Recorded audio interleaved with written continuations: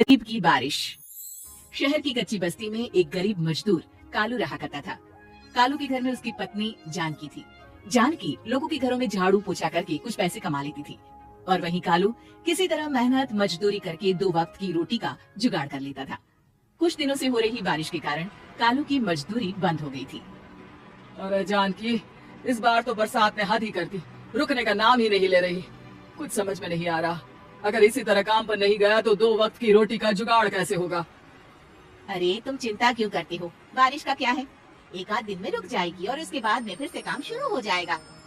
अरे 3 दिन तो हो गए, बरसात तो रुक ही नहीं रही है और आगे भी रुकने के कोई आसार नहीं दिख रहे। तो क्या हुआ, तुम्हारा काम बंद हुआ है ना। मैं तो अभी भी लोगों के घर झाड़ू पोछा करने जाती ही हूँ। मेरे पगार से कुछ दिन तो निकल ही जाएंगे। अरे घर का खर्चा तो हम किसी तरह चला लेंगे जानकी, लेकिन ये जो छत टपक रही है इसका क्या करेंगे। ये बात तो आपकी सही है।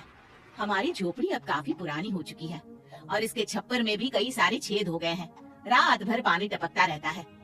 अरे मैं भी इसी बात से बहुत परेशान रहता हूँ, कहीं किसी दिन ज्यादा बारिश आ गई तो हमारी झोपड़ी टूट कर बिखर ना जाए।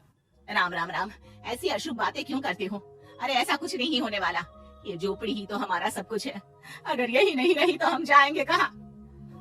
ठीक है जानकी, जब तुम्हारी पगार मिल जाएगी तो कुछ पैसे बचाकर झोपड़ी के छप्पर की मरम्मत करवा लेंगे, शायद हमारी परेशानी कुछ कम हो जाए। ठीक है जी, अब ना ज्यादा परेशान मत हो। ये लो खाना खा लो और सो जाओ, सुबह मुझे भी जल्दी काम पर जाना है। जानकी और कालू अपनी झोपड़ी में सो गए। रात को अचानक से बहुत तेज बारिश शुरू हो गई। धीरे धीरे बारिश का पानी कालू की बस्ती में भरने लगा। पानी भरते भरते झोपड़ी के बाहर तक पहुंच गया था। सुबह के वक्त जब कालू और जानकी सोकर उठे, हे भगवान, ये क्या हो गया। बारिश का पानी तो हमारे घरों तक पहुंच चुका है। अब मैं काम पर कैसे जाऊंगी। रहने दो जानकी, तुम आज काम पर मत जाओ। ऐसे पानी से निकल कर जाओगी और बीमार पड़ गई तो लेने के देने पड़ जाएंगे। लेकिन अगर नहीं गई तो मालकिन लोग नाराज हो जाएंगे। आप जानते हैं ना, बड़ी मुश्किल से 1 दिन की छुट्टी भी नहीं देती है। अरे लेकिन जानकी, झोपड़ी के बाहर तो पूरी बस्ती में पानी भरा है, तुम जाओगी कैसे। जानकी जैसे तैसे करके काम पर चली जाती है, लेकिन अगले दिन फिर से बहुत ज्यादा बारिश होती है और बस्ती में ज्यादा पानी भर जाता है। आज तो मैं तुम्हें किसी भी तरह काम पर नहीं जाने दूंगा। अरे अगर तुम्हें कुछ हो गया तो क्या होगा। ठीक है, तुम ठीक ही कहते हो, आज नहीं जाती। अगर मालकिन नाराज हो गई तो मना लूंगी किसी तरह। अरे मनाने वाली क्या बात है, जब तुम बताओगी कि हमारी झोपड़ी में पानी भर गया है तो वो खुद ही समझ जाएंगे ना। अगले 2 दिन तक तेज बारिश होने की वजह से जानकी, कालू और आसपास की बस्ती में रहने वाले सभी लोगों के घरों में पानी भर जाता है, जिसकी वजह से जानकी काम पर नहीं जा पाती।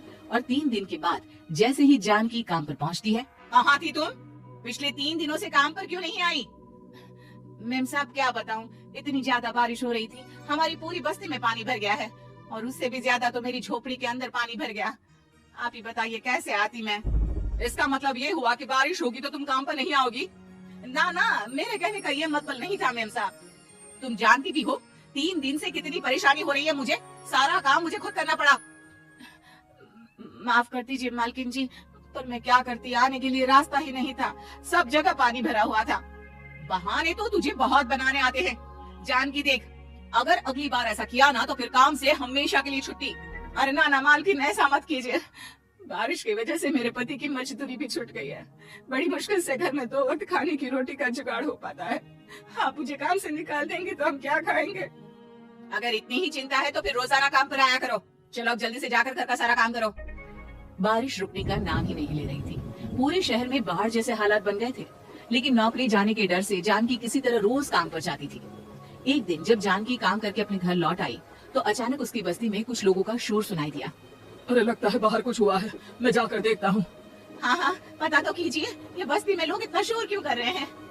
बाहर जाकर कालू ने एक आदमी से पूछा, अरे क्या हुआ भाई, इतना शोर क्यों मचा रहा है। अरे क्या बताए भैया, अपनी बस्ती के बाहर एक पुल टूट गया है और वहाँ पर एक कार फंसी है। थोड़ी देर में अगर किसी ने नहीं बचाया ना तो वो कार पानी में बह जाएगी। ये क्या कह रहे हो भैया, कार के अंदर कोई है क्या। हाँ, कोई औरत बैठी है, अकेली है, बहुत रो रही है बेचारी, मदद के लिए बुला रही है। अरे तो हमें जाकर उनकी मदद करनी चाहिए ना। अरे लेकिन इसमें बहुत खतरा है, हमें अपने आप को बचाना चाहिए। पानी कभी भी हमारी बस्ती की तरफ आ सकता है। अरे तुम्हें नहीं चलना तो मत चलो, लेकिन मैं तो जाकर उस औरत की मदद जरूर करूंगा। कालू उस जगह पर पहुंचता है जहां वो औरत कार में फंसी हुई थी। वहां पर पानी का बहाव बहुत तेज था और सारा पानी कालू की बस्ती की तरफ ही आ रहा था। कालू ने एक बड़ी सी रस्सी को पेड़ से बांध दिया और दूसरे सिरे को कार की तरफ फेंक दिया और उस औरत को रस्सी के सहारे बाहर आने के लिए कहा। तभी वहाँ जानकी भी दौड़ती हुई आई। अरे ये तो मेरी मालकिन है, जिनके यहाँ मैं काम करने जाती हूँ। और मैडम जी, आप डरिएगा मत, आपको कुछ नहीं होगा। आपकी गाड़ी को भी मैंने रस्सी से बांध दिया है। थोड़ी देर में पानी का बहाव कम हो जाएगा, फिर हम आपकी कार को भी बाहर निकाल लेंगे। क्या तुम जानकी के पति हो? हाँ हाँ, जानकी मेरी ही पत्नी है, आपके यहाँ काम करती है ना। लेकिन मेम साहब, आप यहाँ पानी में कैसे फंस गई? अब क्या बताऊं, मैं अपनी सहेलियों के साथ पिकनिक पर गई थी, वहीं से लौट रही थी। अचानक पानी का बहाव तेज हो गया और मेरी गाड़ी फंस गई। अरे कोई बात नहीं मालकिन, अब ना आप बिल्कुल सुरक्षित हैं। मैं तो बहुत बुरी तरह डर गई थी। कब से मदद के लिए चिल्ला रही थी, लेकिन कोई मेरी मदद के लिए नहीं आया। भला हो तुम्हारा पति का, जिसने मेरी जान बचा ली। लेकिन जानकी, मैंने तुम्हारे साथ बहुत गलत व्यवहार किया।